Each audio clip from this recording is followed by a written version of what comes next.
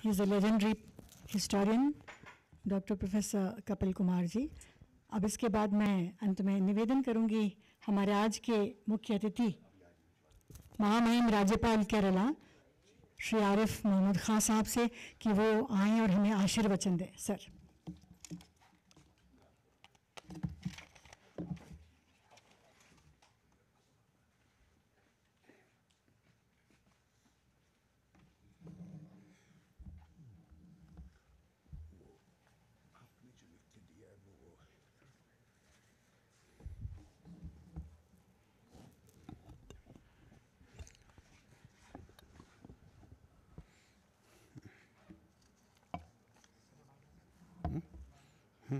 पंद्रह मिनट बाद, after 15 minutes.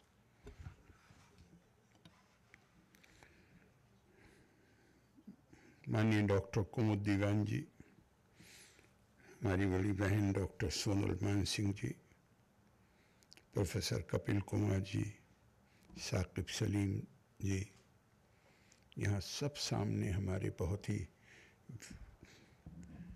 श्रोतागण नहीं हैं, ज़्यादातर लोग वो हैं जो जिनका खुद का इसमें बड़ा योगदान है, ओपिनियन मेकर्स हैं। और मैं आपको दिल से कह रहा हूं कि मैं यहाँ से बिल्कुल अतिरिक्त जाऊंगा, चाहे जितनी देर सुनते रहिए। क्या रोमांच पैदा होता है। मुझे एक शेर याद आ गया। मैं बहुत ज़्यादा इस्तेमाल नहीं करता हूँ शेरों का, लेकिन एक शेर याद आ गया। जो कौम भुला देती है तारीख को अपनी, जो कौम भुला देती है तारीख को अपनी, उस कौम का जोग्राफिया बाकी नहीं रहता।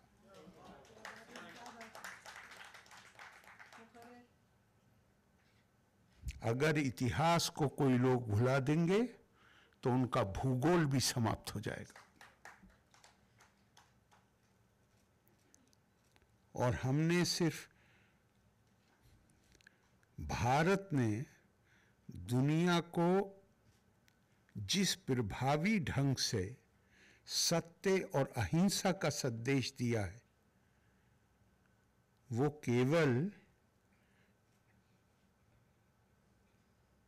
एक एकेडमिक प्रपोजिशन, क्या कहेंगे साहब, एकेडमिक प्रपोजिशन, मक्खनलाल जी कहाँ हैं, सिर्फ कोई वो एकेडमिक बात नहीं है। हमारा अनुभव है, अनुभव के आधार पर हमारे यहां महाभारत हुई थी।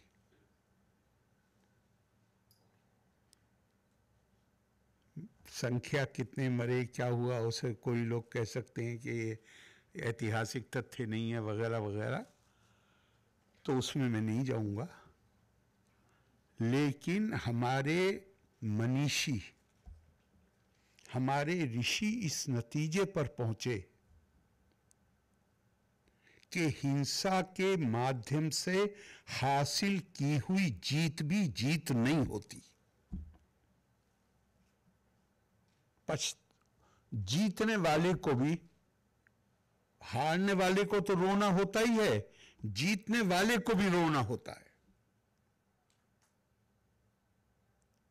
और इसलिए उसमें इतने साल पुरानी महाभारत और गीता और उसकी जो प्रासंगिकता बनी हुई है पूरी दुनिया में, उसके पीछे सिर्फ एकेडमिक वर्क नहीं, उस अनुभव को जिया है। और मैं ये मानता हूं कि हमारी आजादी कोई मामूली अनुभव है, केवल अंग्रेजों से की गुलामी से आजादी हासिल की है। हमारे देश के टुकड़े हुए हैं, विभाजन हुआ है, गुलामी के क्या कारण थे, उनसे भी, उस इतिहास को भी याद रखना है। जो कुछ बीच में हुआ उसके कारण, भारत ही ऐसी जगह है ना जहां अपने देश को मां कहते हैं। और औरोबिंदो कहते हैं कि it is not just a piece of territory, it is godhead, it's power. ये मां है। और इस मां के टुकड़े किए गए, और उसको मैं जोड़ के कह रहा हूं कि ऐसे लगता है जैसे, ये तो नहीं कहूंगा कि सब लोग, लेकिन ऐसे लगता है कि जो काम हमें करना चाहिए था, जिस माध्यम से हम लोगों के दिमाग में वो जानकारियां दे सकते हैं, ज्ञान दे सकते हैं, जिससे असल सबक हासिल किया जा सके। अब मैं तो अपनी अज्ञानता कहूँगा, बहुत सारी बातें जो प्रोफेसर कपिल कुमार ने यहाँ बताई हैं, सच में मुझे नहीं मालूम थी। अब मुझे भी नहीं मालूम है तो फिर कितने लोगों को मालूम। मुझे अपने बारे में बहुत गलत फहमी है कि बचपन से मैं बहुत पढ़ता हूँ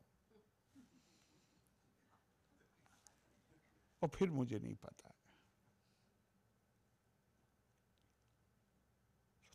बिल्कुल रोंगटे खड़े करने वाली बातें हैं।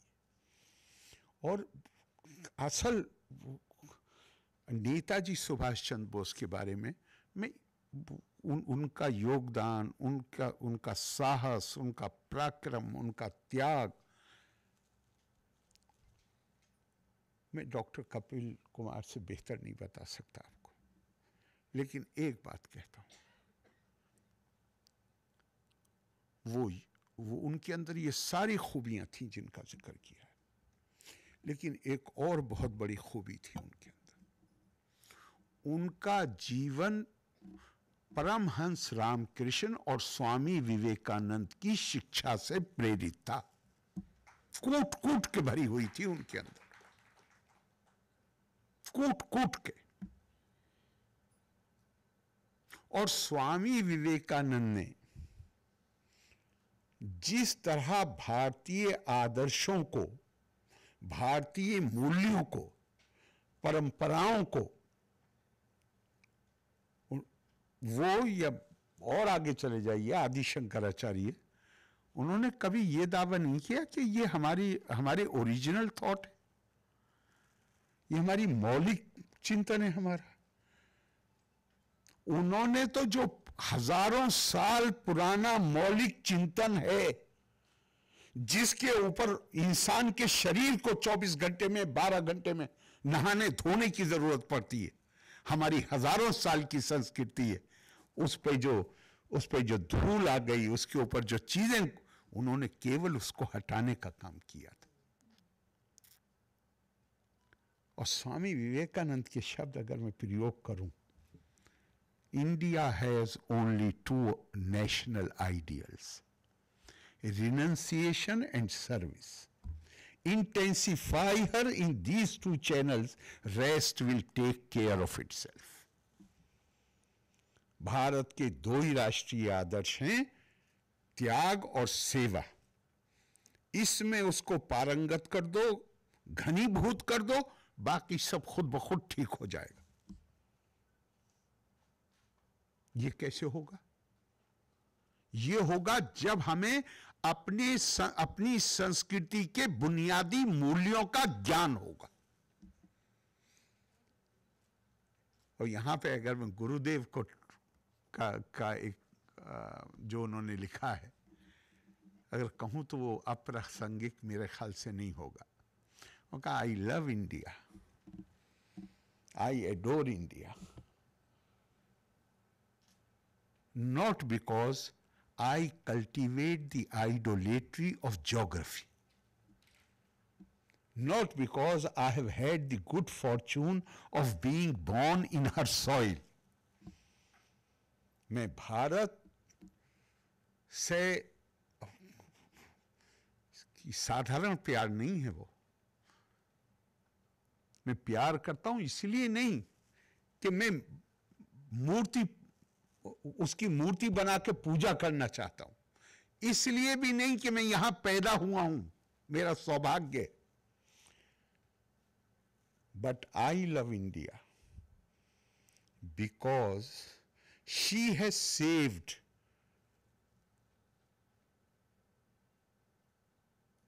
through troublesome times the living words which issued from the consciousness of her sons and daughters.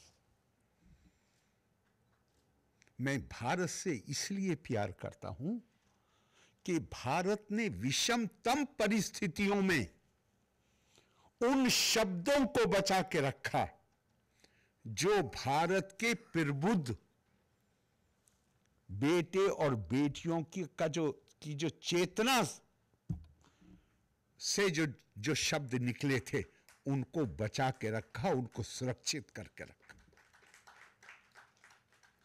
विषमतम परिस्थितियां। अल्लामा इकबाल की बात को चाहे जो राय हो गई हो, लेकिन उन्होंने भी इसी तरह की मिलती जुलती बात कही है कि यूनानो मिस्र रूमा सब मिट गए जहां से, बाकी मगर है अब तक नामो निशा हमारा। कुछ बात है कि हस्ती मिटती नहीं हमारी, सदियों रहा है दुश्मन दौरे जमा हमारा। अब इसे ऐसी शायरी की ये समझ के कि शायर तो कवि तो ख्याली दुनिया में रहती नहीं, सदियों रहा है दुश्मन दौरे जमा हमारा। मैं आलोचना में नहीं कह रहा हूं, आलोचना करने का भी अधिकार है, लेकिन बिल्कुल भी वो मेरी नियत नहीं है यहां पे।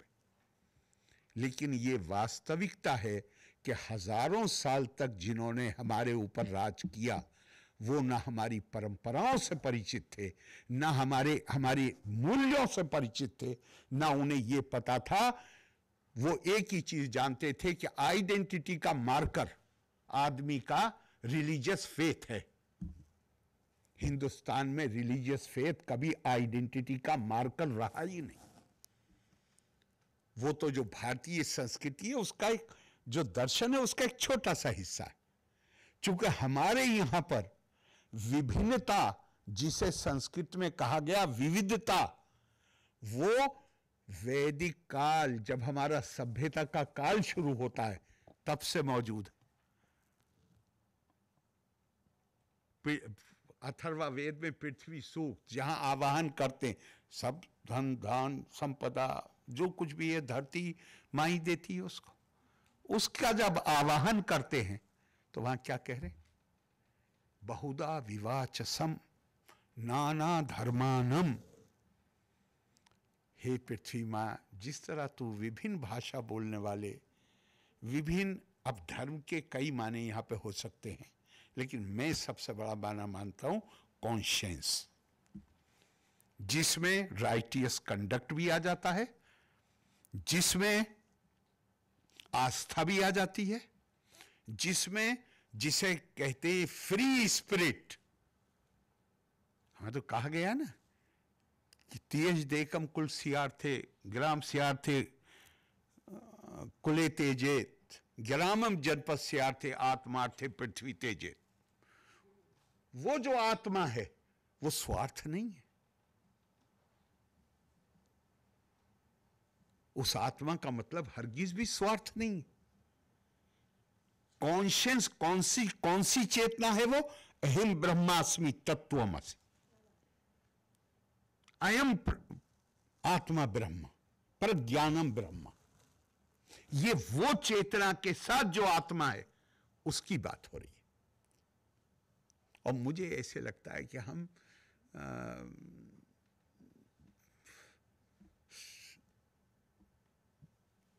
असल समस्या ये नहीं कि हमारे अंदर को खराबी है, हम दूसरों से कम हैं इसलिए हम कुछ याद नहीं रखते। नहीं, ये नहीं है असल बात। असल बात यह है जो स्वामी विवेकानंद ने भी कहा है, स्वामी रंगनाथनंद ने बहुत विस्तार में कहा है,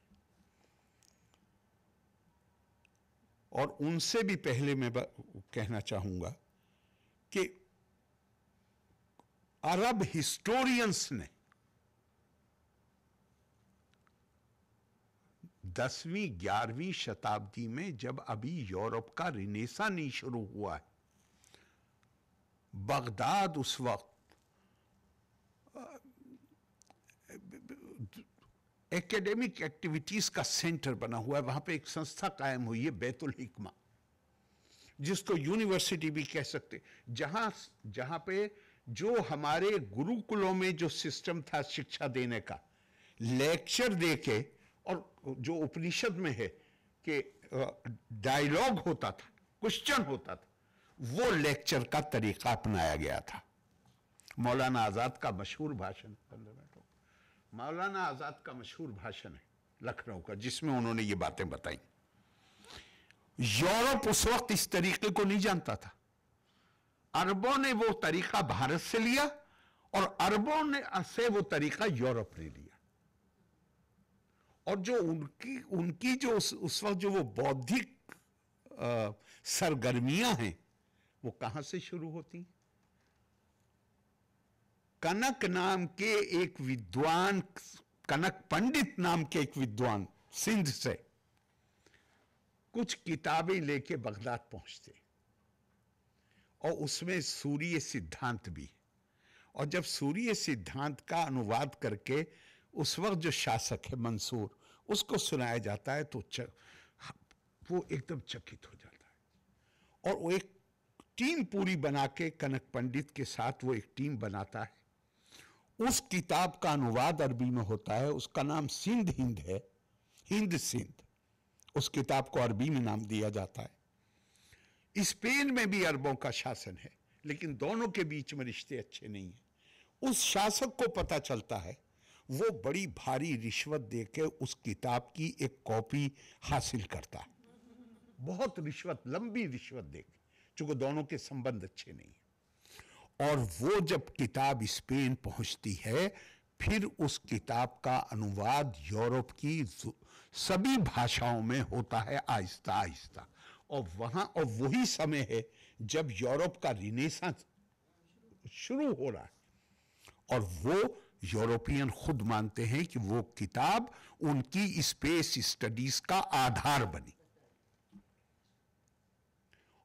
मैं आपको बता रहा था, ये जो अरब हिस्टोरियन है, चाहे तबरी हो, चाहे किफ्ती हो, चाहे इब्ने कसीर हो, चाहे इब्ने असीर हो, पहला चैप्टर किसी का पढ़ लीजिए, भारत की जो उन्होंने प्रशंसा की है।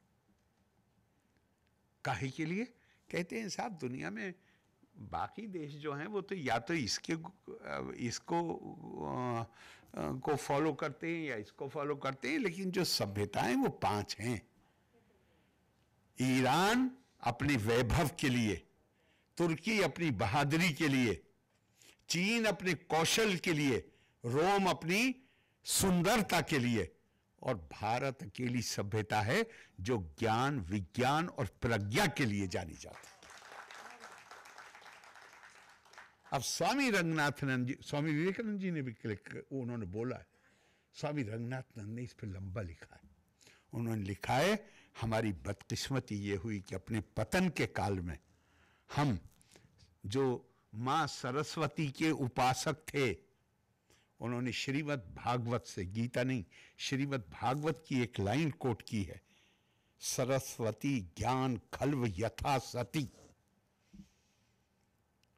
उनका श्रीमद् भागवत उन लोगों को निंदनीय बताता है जो अपने ज्ञान को अपने तक सीमित रखते,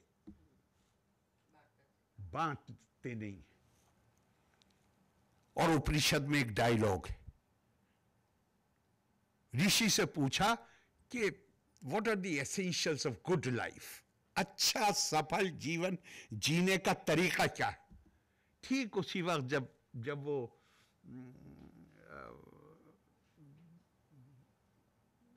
जब ये प्रश्न किया गया तो बादल आए हुए थे, वो बादलों ने आवाज की, तो उनका उत्तर मिल गया। तो उनका आपने तो अभी कुछ उत्तर दिया नहीं। कहा उत्तर तो मिल गया, दा दा दा। उनका उत्तर इसका ये है, पहली चीज है दम,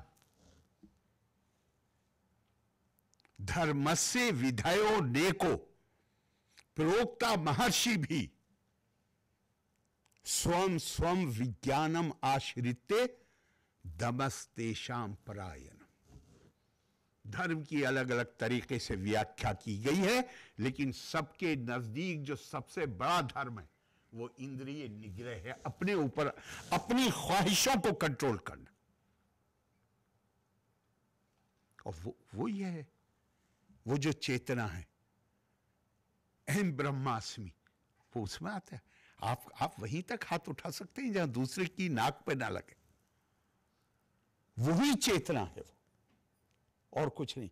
और क्या दूसरा, क्या दूसरा दा है दान। जो कुछ तुम्हारे पास है उसको दूसरों के साथ सहभागिता करना सीखो। तीसरा दा है दया, दूसरे के दुख और पीड़ा की सहभागिता करना सीखो। और उसी उपनिषद में जहां यह कहा गया कि तपा स्वाध्याय ने ever devoted to the pursuit of knowledge, Swami Vivekananda कहते हैं मानव जीवन का उद्देश्य ज्ञान की प्राप्ति है। यानी यह काम यूनिवर्सिटी से डिग्री लेने के बाद रुकता नहीं है। आइंस्टाइन तो कहता है कि तुम्हारी पढ़ाई तब शुरू होती है जब जो कुछ तुमने स्कूल और यूनिवर्सिटी में पढ़ा है पहले उसे भूल जाओ, तब तुम्हारी पढ़ाई शुरू होती है। वहां तो केवल स्किल मिलती है। पढ़ाई, मुझे नहीं लगता कि कपिल जी ने जितनी बातें हमें बताई हैं इन्होंने खुद ही कह दिया कि वो पढ़ाई नहीं जाती। तो आपने तो पढ़ी नहीं थी ना, तो पढ़ाई तो बाद में शुरू हुई ना। हाँ, पढ़ाई तो बाद में शुरू, आज भी ये लर्निंग प्रोसेस और रिसर्च प्रोसेस जारी है, जारी रहना ही चाहिए। तो ज्ञान भारत की जिसे कहते हैं, हर किसी की व्यक्ति की भी पहचान होती है, देश की भी पहचान होती है, समाज समूह की भी पहचान होती है। कोई ना कोई व्यक्ति की पहचान होती है। हमारी पहचान कोई है तो वो है ज्ञान की परंपरा। हम ज्ञान की परंपरा अगर हमारी जीवित नहीं होगी, ना हम आईएनए को याद करेंगे, ना हम ये याद करेंगे कि क्या हुआ जो हमारी, जिसे हम माता मानते थे उसका बंटवारा हुआ। मुझे बहुत दिन तक, मैं आपको सच कह रहा हूं, चूंकि शायद पढ़ने का शौक था और ये पढ़ता था कि भारत तो हमेशा ज्ञान का केंद्र रहा है। अब वो अल्लामा इकबाल की नज्म पढ़ी बचपन में, मीरे अरब को आई ठंडी हवा जहां से। जब थोड़ा और बड़े हुए तो वो जो हदीस है उसके असल शब्द पढ़े, अजीदू रिहल इल्मी मिन बिलादिल हिंद। मदीने में बैठ के कह रहे हैं कि मैं हिंदुस्तान की सरजमीन से इल्म की हवा के ठंडे झोंके आते हुए महसूस कर रहा हूं। तो मैं एक बार, मुझे देवबंद में लोगों ने इनवाइट किया, कि एक बात होगा 8-10 साल पहले, दारुल उलूम वालों ने नहीं इनवाइट किया, शहर वालों ने इनवाइट किया। लेकिन मैं देख के हैरान रह गया कि दारुल उलूम के लोग आधे से कम नहीं थे वहां पे। तो मैं बहुत हैरान रह गया, क्योंकि उस जमाने में तो, अब तो थोड़ा कम हुआ है विरोध, तब तो बहुत विरोध था। मैं हैरान, तो मैं वहां बोला और मैंने ये कोट किया और मैंने ये कहा कि मेरे दिल में एक सवाल आता है, मैं किसी से पूछना नहीं चाहता, कि जिनके प्रति हमारी श्रद्धा है वो तो मदीने में बैठ के भारत के इल्म की हवा के झोंके महसूस कर रहे हैं। तो क्या मेरी ये जिम्मेदारी नहीं बनती कि मैं उसको इल्म को जानने की कोशिश करूं, उस इल्म को जानने की कोशिश करूं जिसकी शीतल हवा के झोंके उन्हें महसूस हो रहे थे? ये मेरी जिम्मेदारी है या नहीं है? अगर काश वो हो गया होता तो जितनी सारी, उस जमाने का तरीका होता था कि आप अगर मैं फिर कह रहा हूं कि मैं बिल्कुल भी इस वक्त इस मूड में नहीं हूं कि मैं किसी की आलोचना करूं। मैं सिर्फ जो मुझे समझ में आता है कि श्रद्धा के केंद्रों पर, अगर आप किसी के ऊपर शासन करना चाहते थे तो उसकी श्रद्धा के केंद्र पर हमला किया जाता था, लोगों को डिमोरलाइज करने के लिए। उसमें ये बात समझ में आ गई कि यहाँ क्या था, यहाँ कुछ भी नहीं था। अरबी इतिहास पढ़िए, अरबों से ही सीख लीजिए। यूरोप कहते हैं अरबी के न्यूमेरल्स, ये न्यूमेरल्स हैं, पूरा यूरोप कहता है उनको अरबी के न्यूमेरल्स। अरब कभी नहीं कहते अरबिक न्यूमरल्स, वो कहते हैं हिंदसा। ये हमारे पास हिंदुस्तान से आया है। इंजीनियर को कहते हैं मोहंदिस।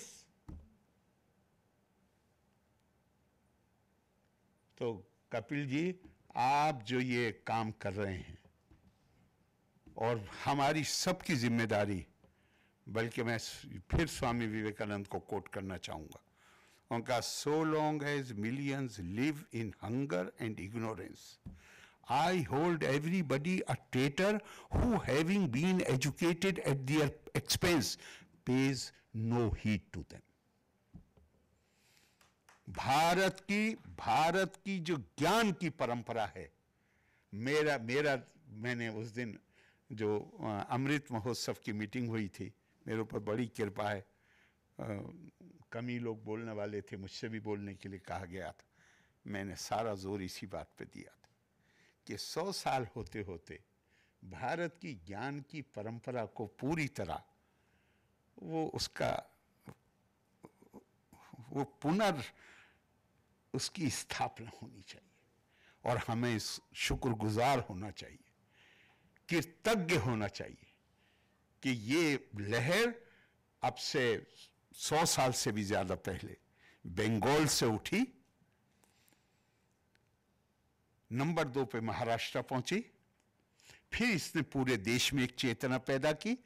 आपकी किताबों से जो चेतना पैदा हो रही है, मैं उम्मीद करता हूं कि आने वाले दिनों में उस चेतना का वो और ज्यादा विरहद होगी, और हम जो हमारे ऋषियों ने जो ख्वाब देखा था, विश्व गुरु कोई पदवी नहीं है, भूमिका है, और उन्होंने ख्वाब देखा था, उन्होंने बताया था इसका तरीका क्या है। उनका एतद् देशा परशुतस्य सकाशाद अग्र जन्मना सोमसम चरित्रम शिक्षरम पृथ्वीयम सर्वमानवा। भारत, ऐसे भारत की कल्पना उन्होंने की थी जहां विभिन्न संस्कृतियों और सभ्यताओं के लोग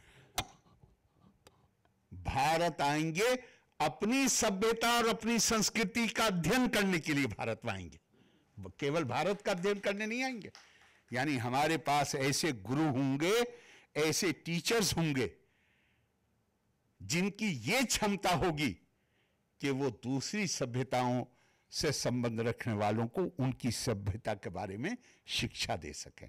मालिक करे कि ये अमृत महोत्सव और ये 100 साल के जिसके हिस्से के तौर पर आप ये आज आपने ये आयोजन किया है, हमें उस मार्ग पर प्रशस्त कर दे। लोका समस्ता सुखिनो भवन्तु। जय हिंद।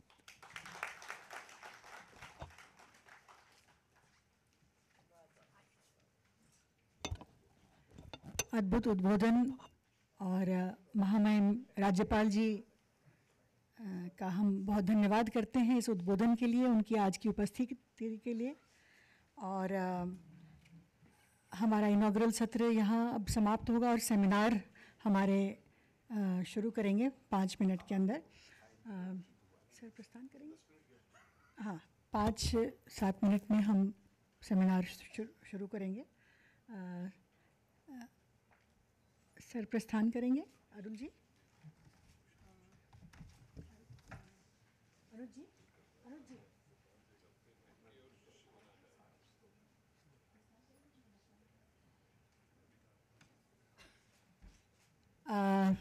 महामहिम राज्यपाल जी अब प्रस्थान करेंगे। आप सबसे निवेदन है कि अपने स्थान पर खड़े हो जाएं। राष्ट्रगान के लिए फोन को साइलेंट मोड पर रख दें और राष्ट्रगान हम सब गाएंगे।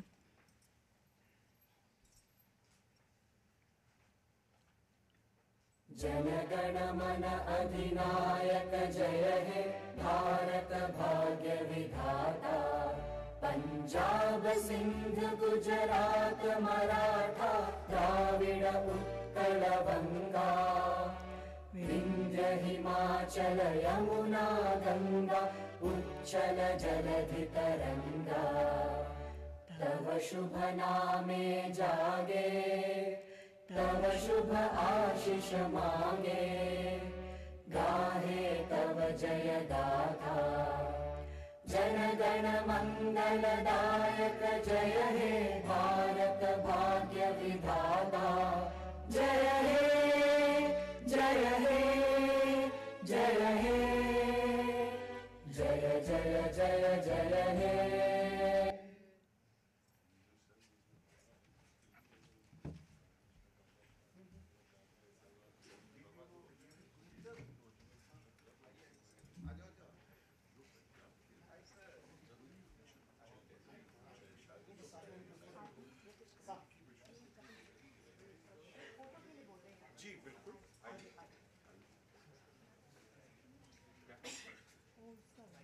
अच्छा